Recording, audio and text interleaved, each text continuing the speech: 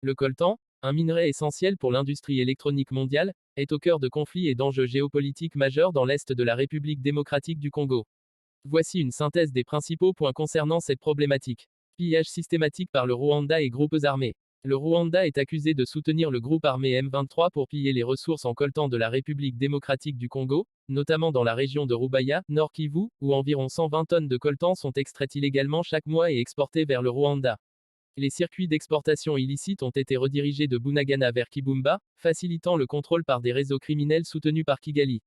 Le Rwanda, qui ne possède pas de réserves significatives de coltan, a vu ses exportations de ce minerai doubler entre 2021 et 2023, alimentant des soupçons de blanchiment de minerais congolais.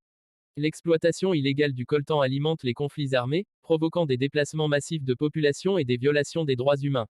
Plus de 7,8 millions de déplacés internes sont recensés en République démocratique du Congo, dont une grande partie dans les provinces minières de l'Est. Le plan de réponse humanitaire 2025 pour la République démocratique du Congo n'est financé qu'à hauteur de 8,2%, limitant l'aide aux populations affectées. Les communautés locales souffrent de violences, d'insécurité alimentaire et de conditions de travail désastreuses dans les mines artisanales. Des entreprises technologiques comme Apple sont accusées de fermer les yeux sur l'origine conflictuelle du coltan qu'elles utilisent, malgré des engagements affichés de transparence. L'Union européenne a signé un protocole d'accord avec le Rwanda en 2024 pour sécuriser l'approvisionnement en minéraux critiques, malgré les preuves de pillage en République démocratique du Congo. Le coltan congolais, une fois exporté illégalement vers le Rwanda, est mélangé à la production locale puis vendu sur le marché mondial, notamment à des entreprises allemandes, chinoises et américaines. Le gouvernement congolais a dénoncé le pillage et appelé à une mobilisation internationale, notamment via des actions en justice contre des multinationales comme Apple. Des sanctions ont été imposées par les États-Unis, l'Union africaine et certains pays européens contre le Rwanda, mais elles restent insuffisantes pour stopper le trafic. La MONUSCO, mission des Nations Unies en République démocratique du Congo, tente de maintenir la stabilité, mais son mandat est limité face à l'ampleur des enjeux économiques et sécuritaires. Renforcer la traçabilité des minerais via des initiatives comme la diligence raisonnable, promue par le gouvernement congolais.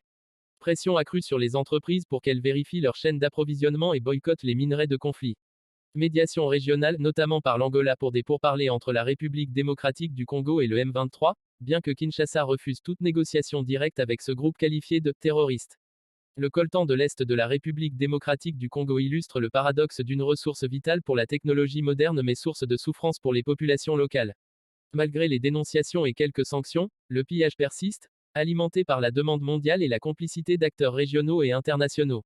Une solution durable nécessiterait une coordination renforcée entre gouvernements, entreprises et organisations internationales pour briser les circuits illicites et garantir une exploitation équitable.